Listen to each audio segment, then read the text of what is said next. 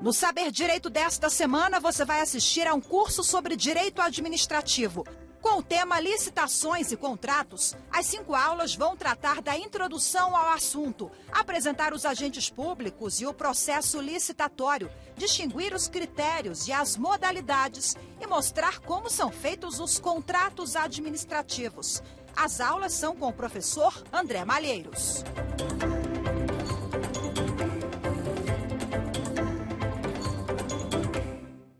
Olá, olá, doutores e doutoras, meus queridos amigos, minhas queridas amigas, tudo bem? Última aula, último encontro da gente, né? Provisoriamente, o último encontro que podemos, com fé em Deus, nos encontrar nos demais temas ligados ao direito administrativo.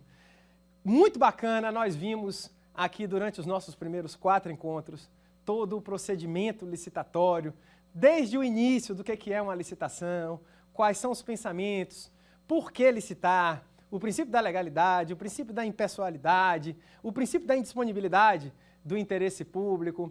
Falamos de todas as possibilidades aqui ligadas à licitação, o regimento principiológico, por quais são as definições e os objetivos de licitar, o que se busca assegurar, o que se busca incentivar, o que se busca evitar. Passamos a partir daí a falar dos agentes de contratação, as pessoas que vão reger o procedimento licitatório, a equipe de apoio, a banca técnica, a comissão de contratação. Depois vimos os critérios de julgamento, passamos para os procedimentos licitatórios, todas aquelas fases, né, dos procedimentos licitatórios e chegamos no último encontro, trabalhamos as modalidades de licitação, a concorrência, o pregão, o concurso, o leilão e o famoso diálogo competitivo. Após isso, vimos as situações no qual eu fujo à regra, as modalidades no qual eu contrato sem licitar, que são as hipóteses de dispensa e inexigibilidade, são as contratações diretas. E aí, finalizada essa parte licitatória, só me resta, a partir de agora, fazer o que é mais lógico. Eu licito para quê? Eu licito para contratar.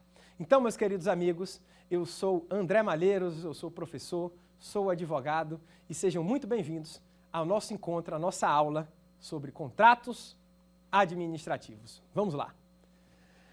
Acerca aqui do tema dos contratos administrativos, queridos amigos e queridas amigas, a primeira coisa que você tem que ter em mente aqui é que o contrato administrativo, ele é diferente do contrato que você, aí na sua iniciativa privada, com o seu dinheiro, você realiza com outras pessoas privadas. O contrato do direito administrativo é regido pela Lei de Licitações e Contratos.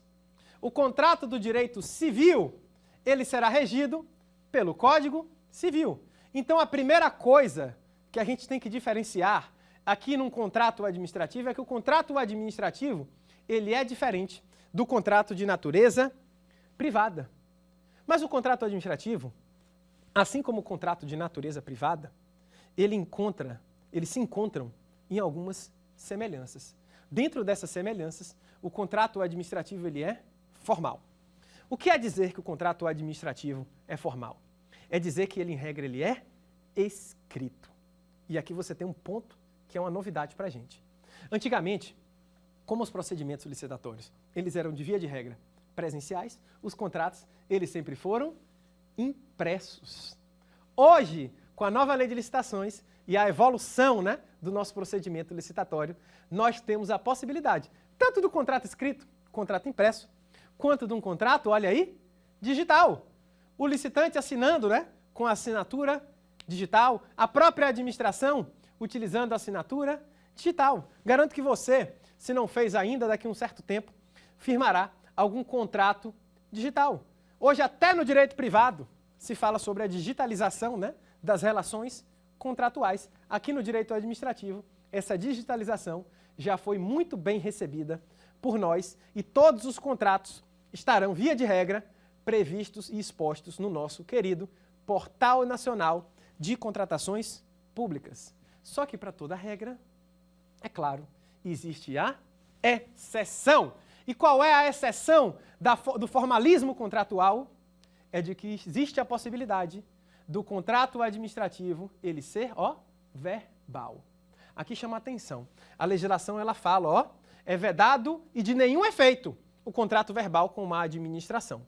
Então, se a prova lhe pergunta, se a prática lhe pergunta qual é a regra do contrato, o contrato administrativo ele é escrito, seja escrito no papel ou seja escrito de forma digital. O contrato verbal ele é nulo e de nenhum efeito aqui na administração. Só que temos uma exceção. Exceto, anote agora, exceto para compra de bens de pronta entrega e pronto pagamento que não ultrapasse o valor de R$10.000. Você lembra que eu lhe disse que os valores da nova lei de licitações, eles são atualizados? Por exemplo, no dia 31 de dezembro de 2021, nós tivemos a atualização de alguns valores. Dentro dos valores atualizados, tivemos esse aqui também. Subiu um pouquinho, né? Subiu um pouquinho. Acho que subiu 12% ou 6%, uma coisa do tipo. Todo ano vai subir. E aí cabe a você fazer a pesquisa. No texto da lei, permanece qual o valor? R$10.000. Então, para a compra de bens, olha aí, ó, pronta entrega. Você me entregou agora e eu paguei agora, até R$10.000, nosso contrato pode ser verbal. Mas isso não é regra. Chama a atenção de você. É vedado e de nenhum efeito, é nulo e de nenhum efeito o contrato verbal firmado pela administração. Exceção, os produtos, a compra de bens, de pronta entrega em pronto pagamento, que não ultrapasse o valor de R$10.000. Então, isso que nós temos aqui no nosso procedimento licitatório. Embora o contrato seja formal, existem situações no qual se dispensa o instrumento do contrato. Essa dispensa de instrumento do contrato, ela se dará naquelas hipóteses que nós trabalhamos na aula passada, denominadas dispensa de licitação. A dispensa de licitação, ela gera também, em alguns momentos, a dispensa do contrato.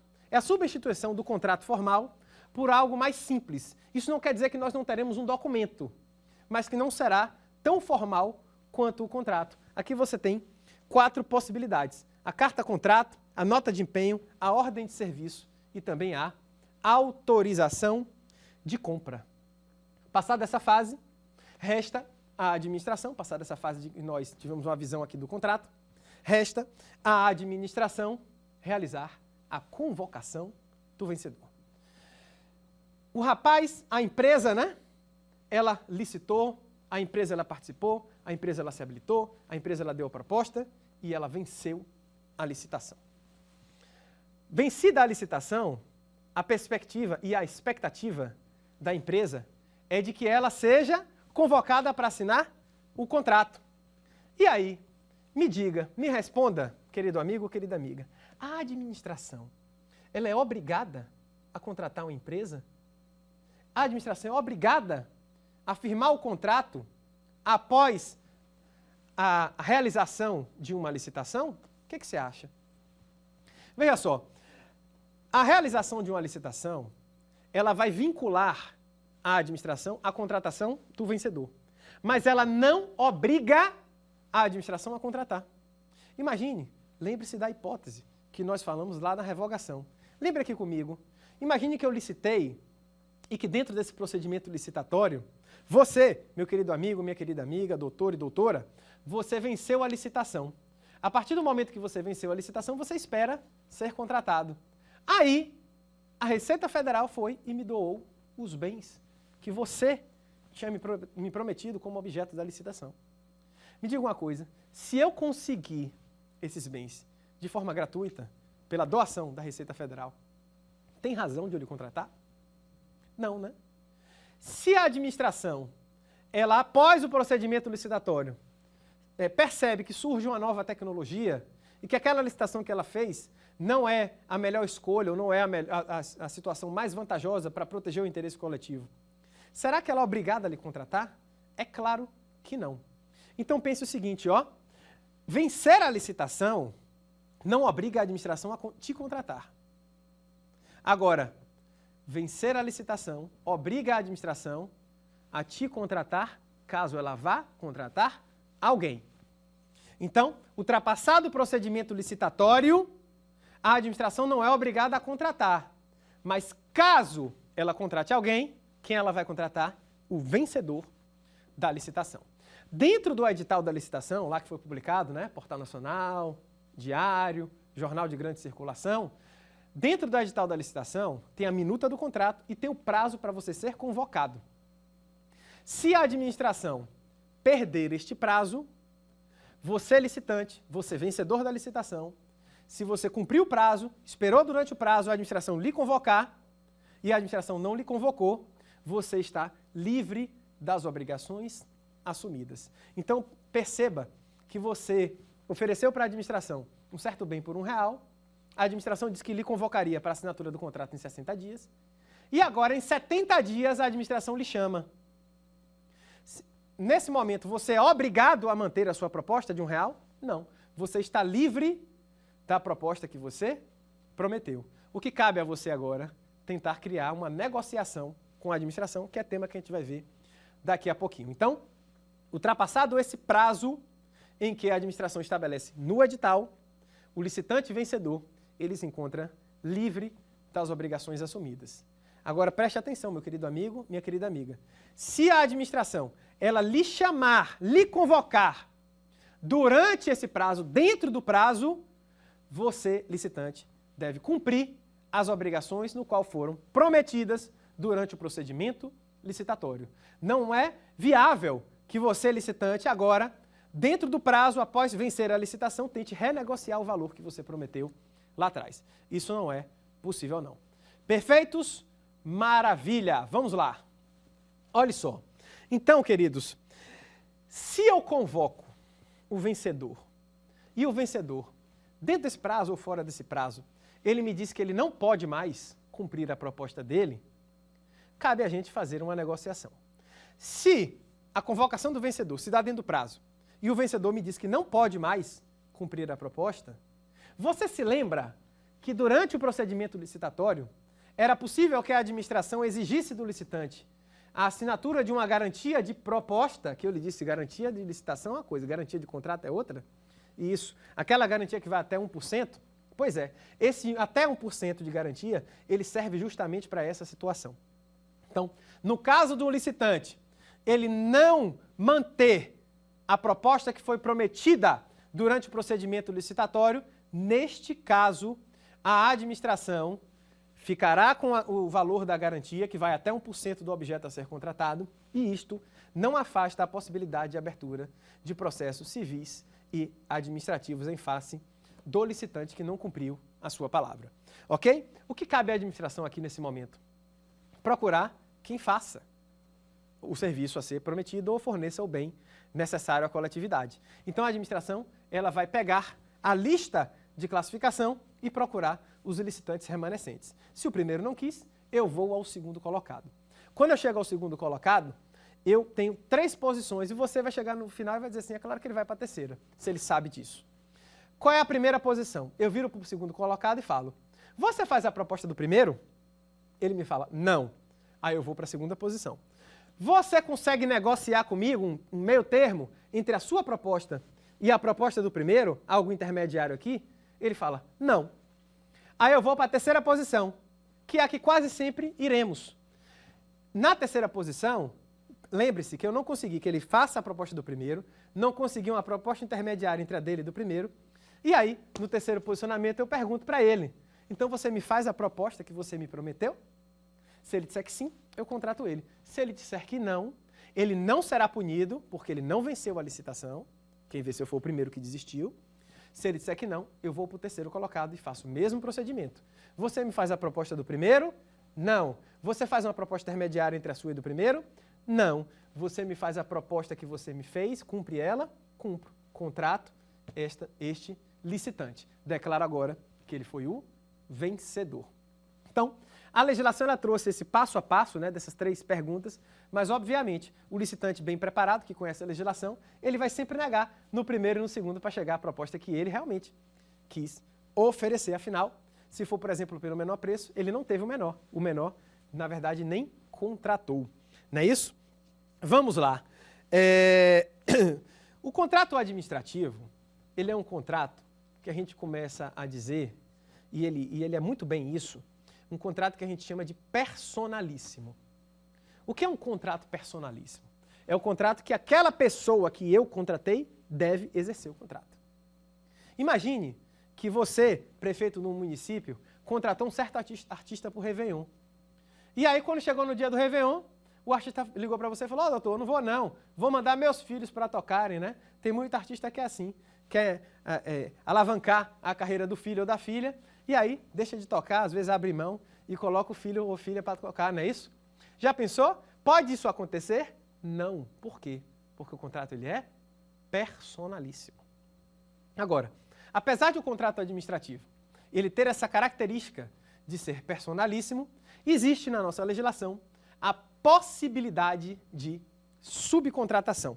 A subcontratação, querido amigo, querida amiga, anote por favor, ó, a subcontratação, ela nunca, jamais será total. A subcontratação, ela sempre será parcial. E lembra aí, ó, vamos abrir um parêntese aqui? Você lembra quando a gente falou da Lei Complementar 123, da microempresa ou empresa de pequeno porte? O edital da licitação e o contrato firmado aqui podem estabelecer que se houver subcontratação, tem que ser microempresa ou empresa de pequeno porte. Agora, anote que isso é uma possibilidade. Vamos lá. A subcontratação nunca será total, será parcial e a subcontratação, de regra, pelo texto legal, entende-se isso, a legislação deixa um pouco confuso aqui nesse ponto, mas a gente aplica o comportamento de segurança e de prova de concurso que já foi cobrada, a subcontratação deve ser autorizado previamente pela administração. Existem posicionamentos no qual a subcontratação ela é presumida e de que não haveria a possibilidade e nem a necessidade de a administração autorizar expressamente, porém, pelo texto legal e por segurança aqui para você, está escrito expressamente na lei, desde que autorizado. Só que não se fala se é autorizada a subcontratação ou se é autorizada a parcialidade. O que seria essa parcialidade? De qualquer forma, a gente faz o comportamento de segurança. Beleza, o contrato ele vai ser publicado. O contrato de regra é publicado. Publicado aonde? Publicado no Portal Nacional de Contratações Públicas e publicado também facultativamente agora no site, no sítio oficial da administração. Então, a publicidade do contrato ela é obrigatória no Portal Nacional de Contratações e facultativa no sítio oficial da administração. Perguntinha: professor, pode ter algum contrato sigiloso? Pode. É regra? Não. A regra é qual? Todos os contratos são publicados. Publicado aonde? Portal Nacional de Contratações Públicas. Qual é o contrato sigiloso? Aquele que envolva a segurança da sociedade e do Estado. Nós temos, queridos amigos, algumas situações de Estado que elas são consideradas sigilosas. Mas esse sigilo é para a coletividade e ele é temporário. Esse sigilo não alcança órgãos de controle, Tribunal de Contas, controladorias e esse sigilo ele não é eterno. Depois de um certo tempo, as informações são divulgadas. Quem fala muito sobre isso, e você pode dar uma estudada, é a nossa querida Lei de Acesso à Informação. O próprio nome diz, ó, acesso à informação. Porém, temos atuações públicas, aqui eu falo de ato, não de contrato mais, atuações que podem ser tidas como reservadas, secretas e ultra secretas. Porém, tudo no final vem a público. A publicidade é a regra da gente. O ato secreto, o contrato secreto, é situação excepcional, enquanto se justificar que isso não seja publicado. Enquanto permanecer a situação de perigo à sociedade e ao Estado, eu tenho um contrato secreto. Depois que a situação se normaliza, não há mais perigo nenhum, posso publicar, porque você, cidadão, é o maior fiscal da administração e você, cidadão, tem todo o direito de saber quais são os contratos firmados e com quem a administração está gastando o nosso dinheiro. Não é meu nem seu, é nosso. Vamos lá. A administração, firmado o contrato, tem prazos para publicar no Portal Nacional de Contratações. A primeira coisa que eu tenho que lhe dizer é o seguinte, ó, a legislação ela diz assim, ó, o contrato administrativo somente terá eficácia após a publicação no Portal Nacional de Contratações Públicas. O que é eficácia? Eficácia é exercício. O contrato, quando ele é firmado, ele tem validade, ele é jurídico, mas ele não pode ser executado. O contrato administrativo, ele só pode ser executado, ele só tem, olha a expressão, eficácia depois de publicado no Portal Nacional de Contratações Públicas. Para situações comuns, até 20 dias úteis. Para situações de contratação direta, dispensa e inexigibilidade, até 10 dias úteis. E anote a observação. Nas situações de contratação direta ligadas a situações emergenciais, emergência, guerra, calamidade, situações de clamor público, o contrato ele terá sua eficácia do ato da assinatura, com a obrigação de a administração realizar a publicidade dentro do prazo previsto para situações de contratação direta, que é o prazo de 10 dias. Então, vamos dividir. Contratos sem emergência. Eficácia somente com a publicidade no Portal Nacional de Contratações. Prazo, 20 dias, até 20 dias úteis. Contratos diretos, até 10 dias úteis. Se tiver situação emergencial, exercício imediato da assinatura do contrato. Porém, segue ainda a obrigação de publicar em até 10 dias úteis no Portal Nacional de Contratações Públicas. Essa publicidade é importante para você, para o professor aqui, também ter acesso à informação e, se for possível, questionar a atuação administrativa. É assim que funciona a publicidade dos contratos. Só que, olhando aqui de perto os contratos administrativos, você começa a perceber uma coisa. Poxa, professor, parece muito as situações aqui dos contratos privados. Qual será a grande marca de um contrato administrativo? Querido, se você me perguntar o que difere realmente o contrato administrativo do contrato de natureza privada, eu vou ter uma resposta prontinha para você. É a presença das cláusulas exorbitantes. Cláusulas exorbitantes, o próprio nome diz, ó, exorbitam, fogem da normalidade. A cláusula exorbitante, ela, lá no direito civil, ela seria amplamente repudiada. A cláusula exorbitante, lá no direito civil, seria considerada uma cláusula nula. A cláusula exorbitante, ela seria afastada de pronto. O contrato administrativo, já de pronto aqui, ó, ele é um contrato de adesão.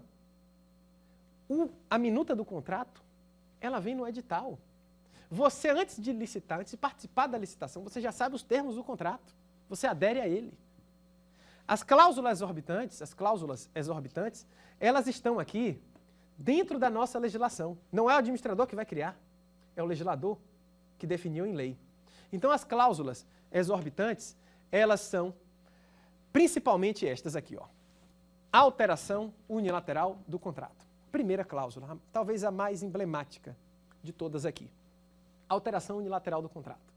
Imagine que eu e você, um contrato de natureza privada, civil, eu viro para você e falo assim, você lembra do nosso contrato, meu amigo, minha amiga? Lembra dele?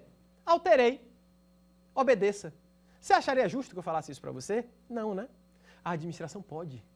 A administração pode alterar, preste atenção, grife, unilateralmente os contratos administrativos. Agora, esse poder de alteração unilateral, ele encontra limites. Os famosos, esses são os famosos, você já deve ter ouvido falar, aditivos contratuais.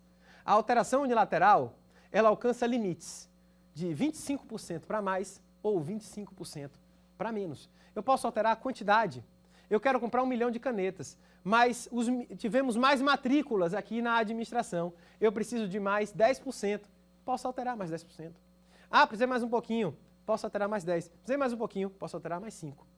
O máximo de alteração unilateral para mais é de até quanto? 25%. Eu posso reduzir. Eu pensei que eu precisava de 1 milhão de canetas, mas eu só preciso de 750 mil canetas. Eu posso reduzir? Posso. Até quanto? Até 25%. Ok? Olha, existe uma situação no qual a administração ela não pode alterar, que é a margem de lucro do contratado. Eu posso alterar muitas coisas nos contratos, mas eu não posso alterar quanto você, licitante, receberá pelo objeto contratual que nós firmamos. Mas preste atenção, se eu aumentei 25%, você recebe 25% a mais? Recebe, né? Se eu reduzir 25%, você tem a redução de 25%? Tem também. Ah, professor, você não está alterando a margem de lucro do contratado aqui, não? Não. Por quê? Porque ele continua recebendo o valor unitário por cada caneta que eu comprei. Entendidos? Ok. Existem duas coisas que a alteração unilateral ela não alcança. o objeto contratual e também a margem de lucro do contratado, que é o que a gente chama de equilíbrio econômico e financeiro.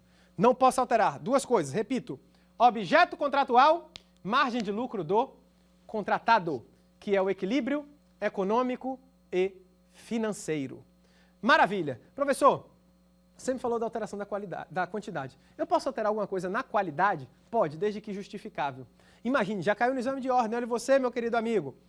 Imagine que a administração lhe contratou para você fazer uma obra. Só que no projeto o arquiteto deu escorregada. O arquiteto esqueceu de colocar uma rampa para os deficientes, para os cadeirantes terem acessibilidade a essa repartição pública.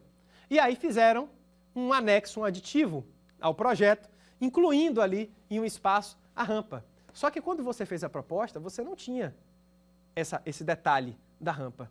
Eu terei que alterar o valor que você vai receber, é claro, não só o valor, mas também o prazo para você entregar a obra, se eu aumentei o serviço. Não é? Então, a alteração unilateral, ela passa por esses limites. 25 para mais, 25 para menos. Mas deixa eu lhe perguntar uma coisa. Você já fez uma reforma na sua casa? Pois é, quando a gente vai fazer uma reforma, a gente pensa num valor e daqui a pouco vem outro valor, né? Para situações de reforma, você tem um valor um pouquinho diferente. Veja só, para a reforma, o alcance do percentual de aditivo, ou seja, o alcance para mais, ele não vai até 25%, ele vai até 50%. Por quê? Porque em uma reforma, às vezes você tem a possibilidade de situações imprevisíveis que você não tinha em uma situação de construção. Às vezes sai mais barato construir do zero do que você reformar. Se eu estiver reformando essa sala e der uma martelada aqui na parede, pode estourar um cano. Por quê? Porque eu não sei onde passa. Agora, se eu estiver construindo do zero, eu sei onde passa tudo. Então, nos casos de reforma, a alteração unilateral para mais vai até 50%, agora para menos, olha só, 25%.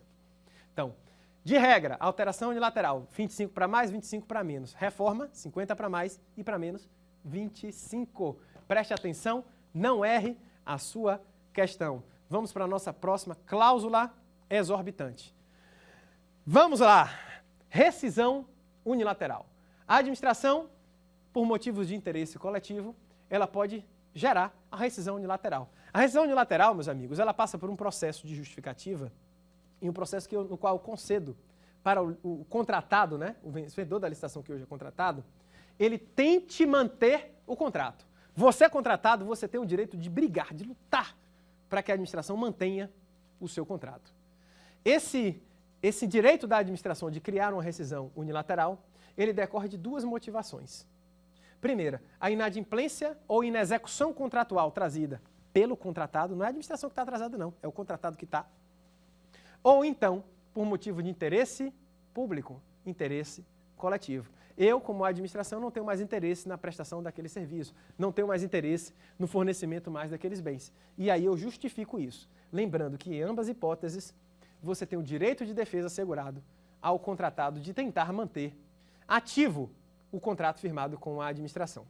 Lá na lei de PPP e lá na lei de concessões, que você lembra que também são espécies de contratos administrativos, essas duas situações que eu lhe falei, a inadimplência ou inexecução ou o interesse público, ele ganha um nome. A inadimplência ou a inexecução contratual, lá nos contratos de concessão e PPP, ganham o nome de um processo de caducidade. E as situações de extinção por interesse público ganham o nome de encampação. Beleza? Próxima cláusula exorbitante. Vamos lá. Fiscalização. A fiscalização é um poder e é um dever da administração. No exercício do contrato administrativo, você, contratado, terá um fiscal e saberá quem é esse fiscal. Esse fiscal, ele deve fazer toda a aferição do cumprimento do contrato, as análises técnicas, por exemplo, se for uma obra, se você tem cumprido os cronogramas da obra. E esse fiscal, ele de tempos em tempos, ele fará a reanálise daqueles documentos de habilitação. Imagine, você quando foi contratado, você cumpria as situações fiscais, as situações trabalhistas. Então, no curso do contrato, isso deve ser mantido. Se você é contratado, isso não quer dizer que a administração vai permitir que tenha uma empresa contratada e vinculada a ela com situações trabalhistas e fiscais irregulares. Não podemos ter esse tipo de comportamento. Agora aqui, você tem duas questões que estão na moda. O contratado, ele tem responsabilidade previdenciária, professor? Tem. Tem que pagar a previdência dos seus funcionários. E a administração? Ela pode responder junto com ele? Sim. A nossa legislação, ela diz que a responsabilidade pelos débitos previdenciários ligados aos colaboradores que prestavam aquele contrato é uma responsabilidade, ó, abraçadinho, solidária com a administração. Separe. Os débitos previdenciários são uns, os débitos trabalhistas são outros. Na responsabilidade pelo inadimplemento de verbas trabalhistas perante os seus funcionários, a administração não tem responsabilidade solidária, e sim uma responsabilidade subsidiária, caso se comprove que o fiscal não fiscalizou, ou seja, que a administração falhou no seu poder e no seu dever, que era o dever de fiscalização. Ok? E diante disso, e se o fiscal faz o trabalho dele direitinho, fiscaliza, e o licitante, o contratado agora, pratica irregularidades, ele vai sofrer o quê? Penalidades, sanções. Quais são as penalidades? Quais são as sanções? A advertência, multa e também o impedimento de contratar, juntamente com a pior de todas, que é a declaração de inidoneidade. A advertência, sempre por escrito, a multa, acompanhando as outras sanções, todas elas, é por óbvio, você tem que resguardar para o contratado o exercício do direito de defesa, ok? Todo contratado, antes de ser punido, sancionado pela administração, deve ter respeitado os seus direitos constitucionais de defesa. Ampla defesa, contraditório e o devido processo legal. Julgamento dado pela autoridade competente, possibilidade de recursos, abertura das vias judiciais para também questionamento das situações aqui apuradas. Vamos lá. E você tem aqui, como pior de todos, o impedimento de contratar. O impedimento de contratar, ele tem uma punição aqui que pode alcançar, anote por favor, querido, até 3 anos. O impedimento de contratar, ele alcança até 3 anos. Mas esse impedimento de contratar, aqui nós não temos mais confusão que existia antes. Esse impedimento de contratar antes se chamava suspensão. Duração de até 3 anos e alcança esta decisão punitiva. Alcança somente o ente que puniu. Alcança somente o ente que puniu. Diferentemente aqui da declaração de inidoneidade. A declaração de inidoneidade é como se você virasse para a empresa e falasse assim, ó, você é uma empresa desonesta.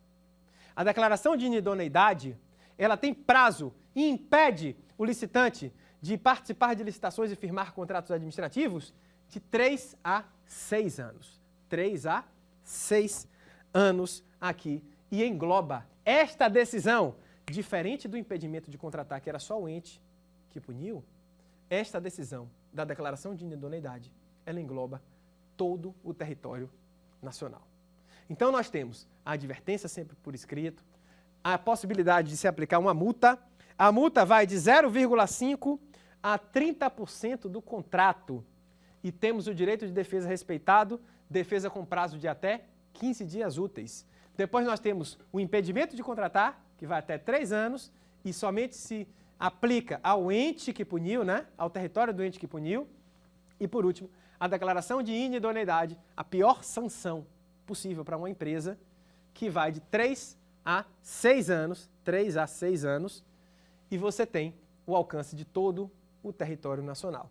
Aqui a gente costuma até ampliar um pouquinho mais e dizer que essa declaração de inidoneidade não alcança somente o CNPJ, mas também o CPF dos sócios.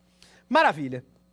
Passada aqui a penalidade, a gente vai falar sobre um dos melhores temas aqui quando a gente fala dos contratos. Porque você pensa assim, poxa, professor, para que uma pessoa, as pessoas brigam para assinar um contrato administrativo, se matam para assinar um contrato administrativo. Não é possível que seja tão bom. Você só está falando que a administração pode isso, pode isso, pode isso, pode isso. Existem outras cláusulas exorbitantes? Existem. Exigência de garantia, ocupação temporária. Vamos aqui dar uma acelerada no nosso tempo. Vou Vou falar rapidinho aqui da ocupação temporária. Olha, na ocupação temporária, a administração, caso de interesse público, pode ocupar a empresa. Comprova a necessidade, abre processo, ocupa a empresa. É o que a gente chamou também lá de encampação, não é isso? Nós temos uma cláusula exorbitante interessante, que é a exceção, a restrição do contrato não cumprido. Exceção à restrição do contrato não cumprido.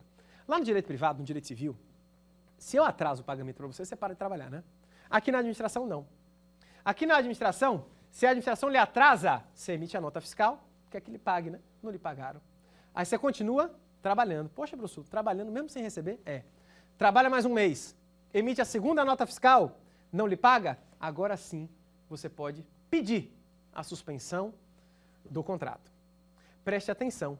Antigamente, na Lei 8666, isso era acima de 90 dias. Agora são após 2 emissões de notas fiscais, o que alcança aí uns 60 a 90 dias, depende do período de nota fiscal. Ok? Então, a restrição à exceção do contrato não cumprido, mudou-se a regra. Não mais de 90, e sim agora 2 notas fiscais atrasadas. Vamos partir para um dos temas mais firmes aqui dentro do procedimento licitatório. Homenageado demais em concursos públicos e bom também para a sua advocacia, que é o reajuste e a revisão. O reajuste, dado em situações previsíveis. E a revisão, com esse izinho aí de imprevisão. O que é previsível?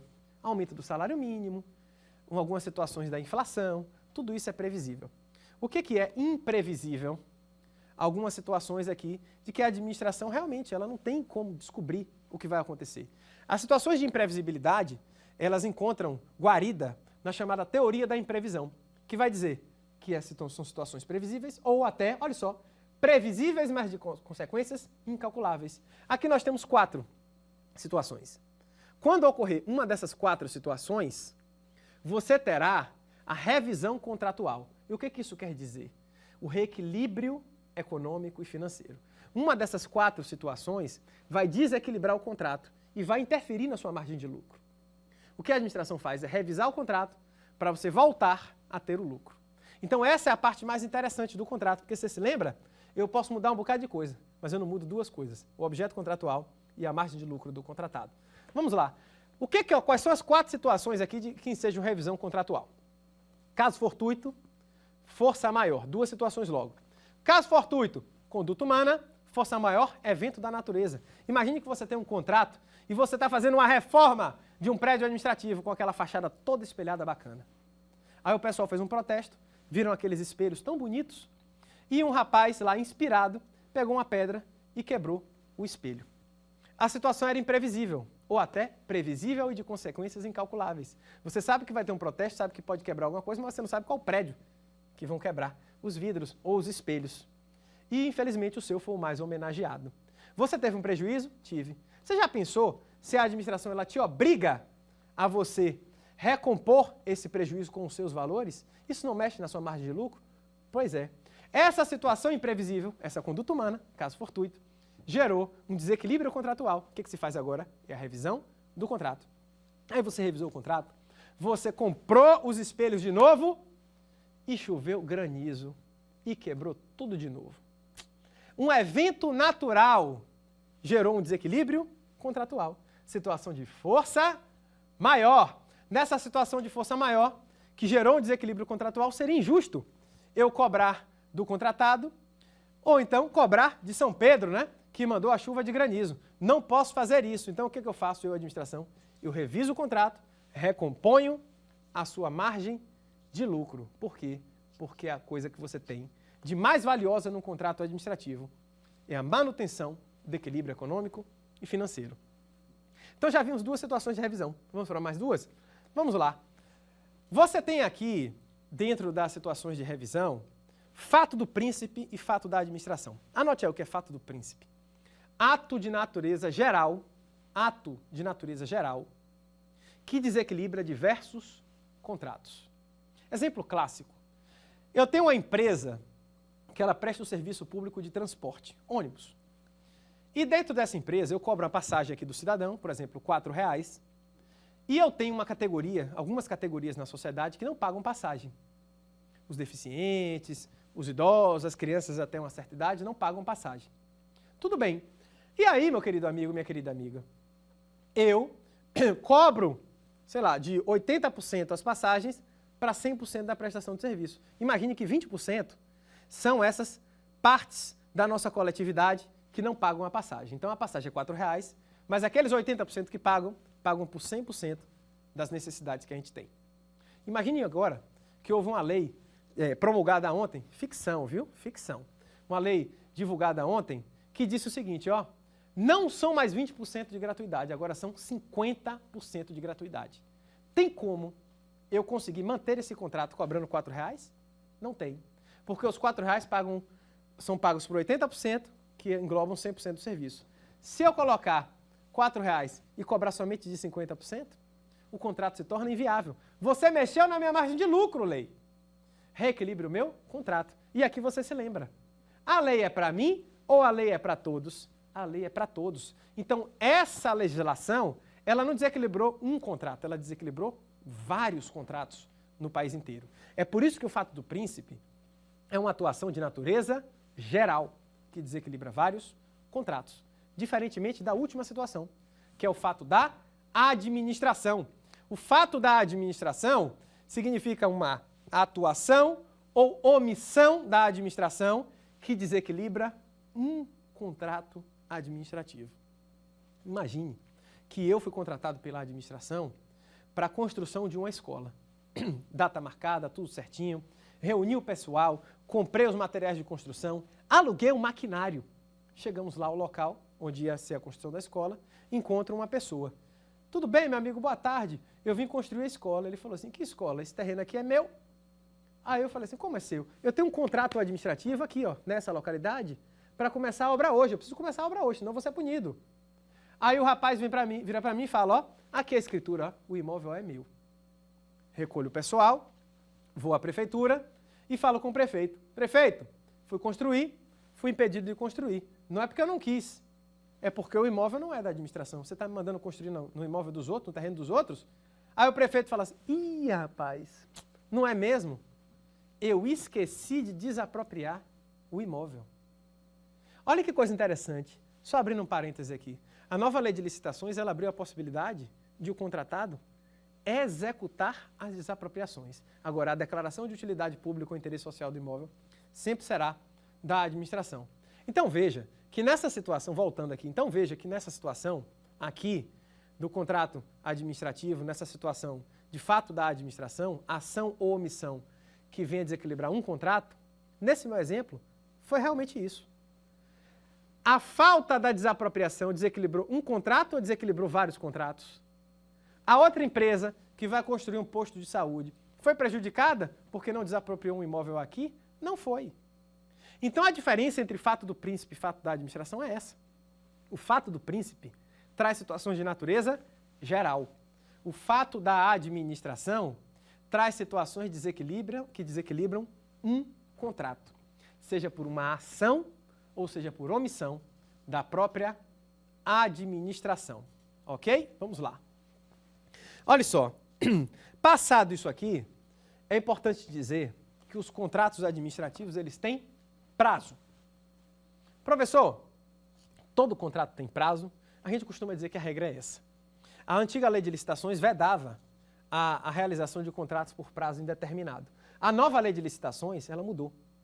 A nova lei de licitações, ela abriu uma possibilidade de firmação, assinatura de contratos administrativos por prazo indeterminado.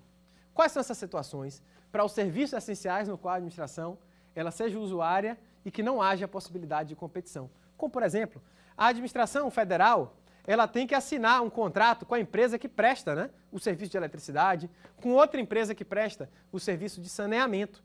Nessas situações, você tem duas empresas, você pode escolher qual a empresa que vai fornecer luz para sua casa? Você pode escolher a empresa que vai fornecer água para sua casa? Não vai. Então, por que todo ano firmar esse contrato? Então, a lei foi inteligente. A lei falou, nessas situações, o contrato administrativo, ele será realizado por prazo indeterminado. Porém, ano a ano, a administração ela deve comprovar a dotação orçamentária para a manutenção desse contrato. Ok? Passada essa hipótese de contrato por prazo indeterminado, a gente vem agora para a regra. que é de que todo contrato deve ter prazo. Qual a regra da assinatura dos contratos? Todo contrato, de regra, ele deve ter a vigência do crédito orçamentário. O crédito orçamentário, ele tem a duração do ano corrente. Então, de janeiro a dezembro, 12 meses. Se eu assinei o contrato no meio do ano e dezembro acaba o crédito, esse contrato terá 6 meses. Só que existem situações no qual eu preciso de muito mais do que isso. São situações que podem estar previstas, por exemplo, no plano plurianual. Plano plurianual que tem o alcance de até 4 anos. Só que a lei vai além. Nós temos serviços que podem ser contínuos. Esses serviços de fornecimento continuado, eles têm um alcance de até 5 anos, podendo ser prorrogados por mais 5. Aqui a administração, durante o exercício desse contrato, que pode ser de 5 e ser prorrogado por mais 5, até 5 mais 5, ele pode ser extinto a qualquer tempo pela administração, sem a necessidade de indenização. Você tem um contrato de 5 anos para o aluguel e fornecimento de equipamentos de informática e os contratos lá, já que já falamos, de concessão de serviço público ligado às parcerias público-privadas, contrato de PPP, parceria público-privada, vai de 5 a 35 anos. Passado isso, fase final do contrato, que é a sua extinção. A extinção do contrato, ela passa por algumas hipóteses. A mais regular de todas é o seu cumprimento. Fui contratado para fazer uma obra, fiz a obra, entreguei a obra.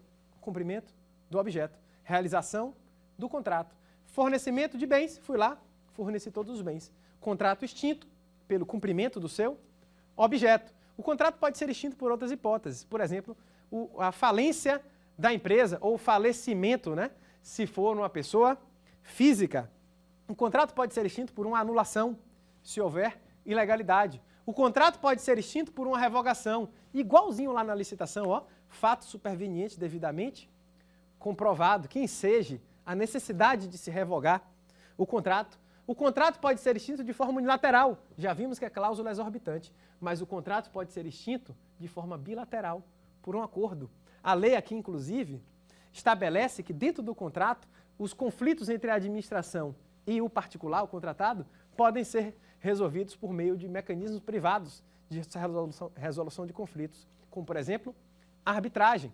O contrato pode ser extinto pela via judicial e o contrato pode ser extinto também pelo perecimento do seu objeto, como, por exemplo, no caso de um desastre.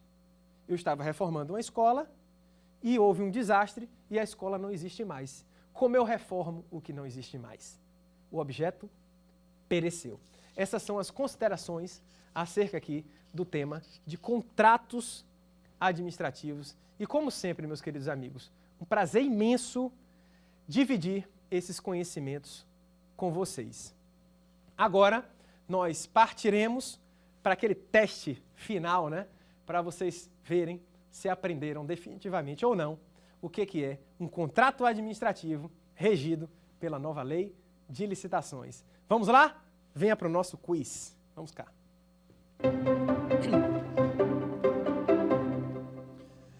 Vamos lá, primeira questão, né? Sobre a duração dos contratos administrativos na nova lei de licitações e contratos administrativos, assinale a alternativa correta.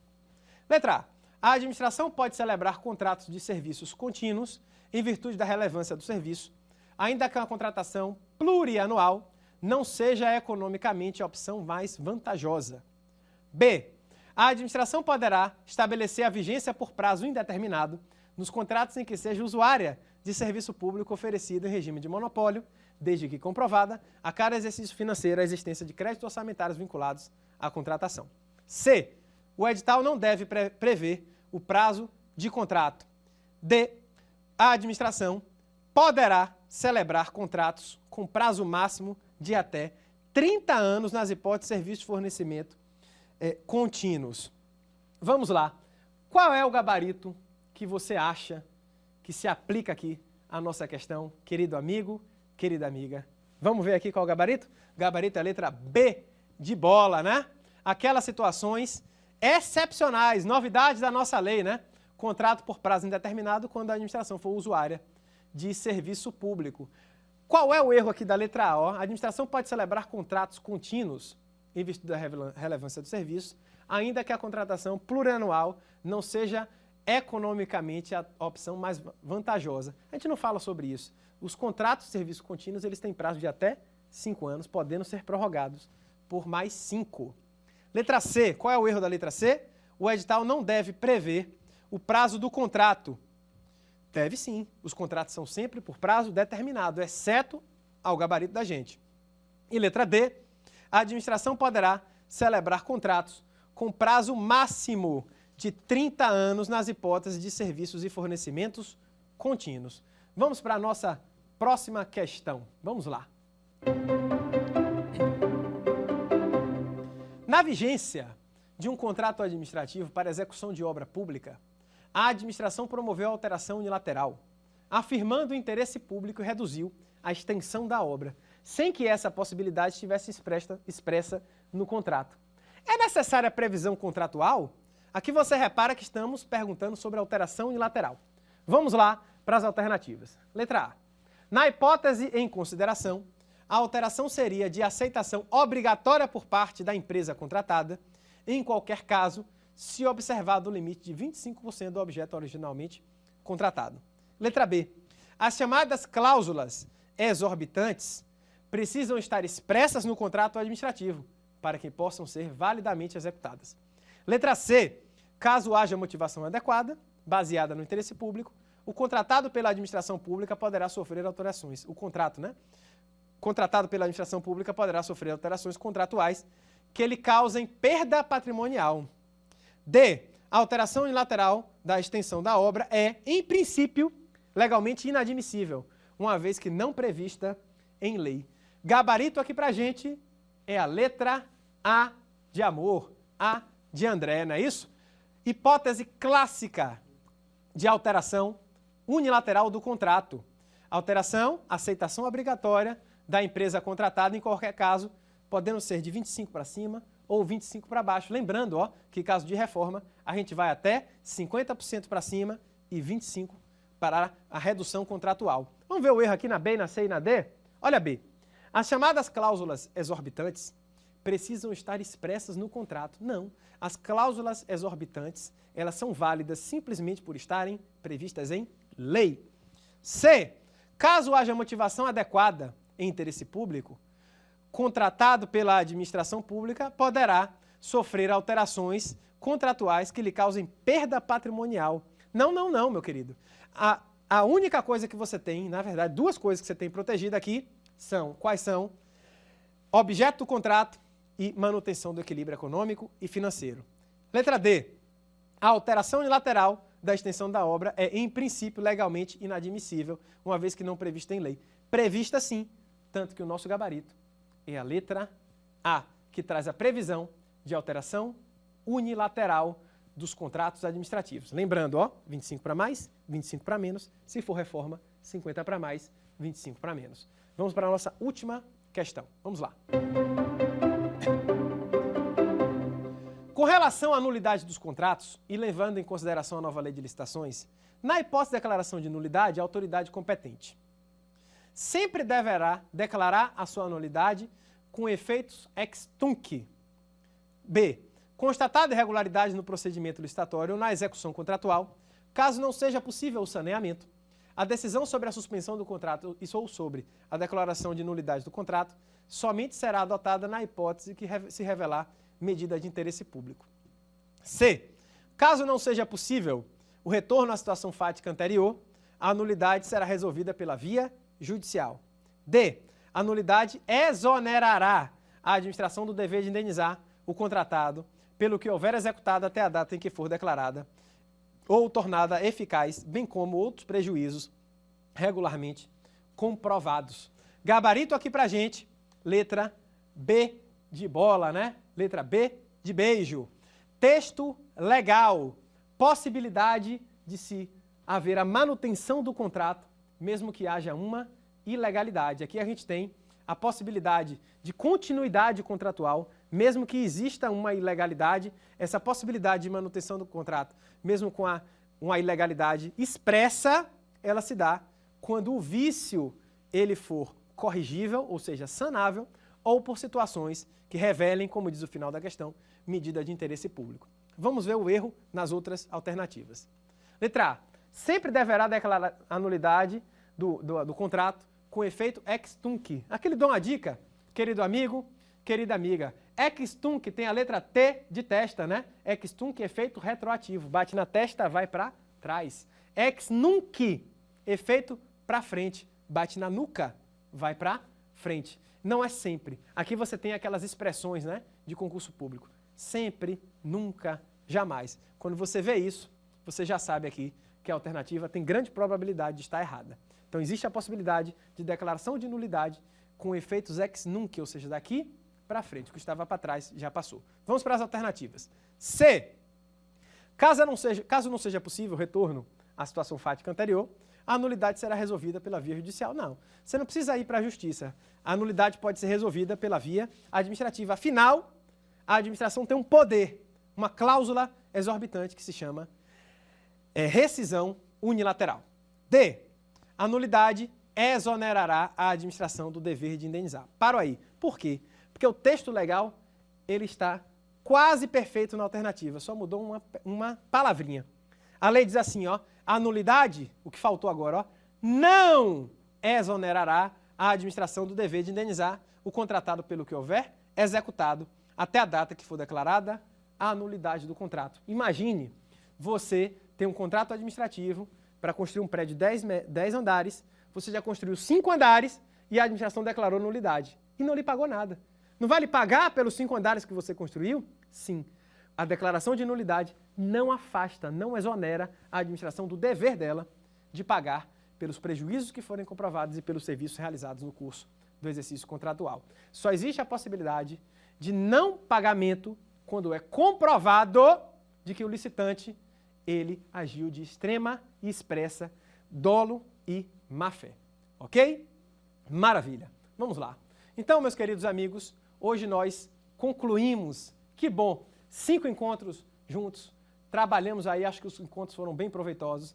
A lei de licitações, o procedimento licitatório durante as primeiras 4 aulas, trazendo todo o procedimento para a gente. E nesse nosso último encontro, o procedimento contratual.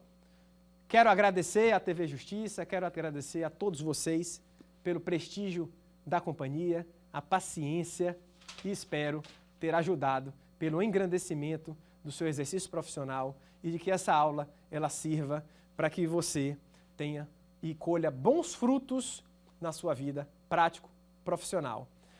Eu sou André Malheiros, eu sou advogado, sou professor e lhe agradeço de todo o coração. Um forte abraço, contem comigo e até, com fé em Deus, né, os próximos encontros em outros temas. Tchau, tchau. Quer dar alguma sugestão para os cursos do Saber Direito? Então mande um e-mail para a gente, saberdireito@stf.jus.br ou entre em contato pelo WhatsApp. O número é esse que aparece na sua tela. Você também pode estudar pela internet. Acesse o nosso site tvjustiça.jus.br ou pode rever as aulas no canal do YouTube TV Justiça Oficial.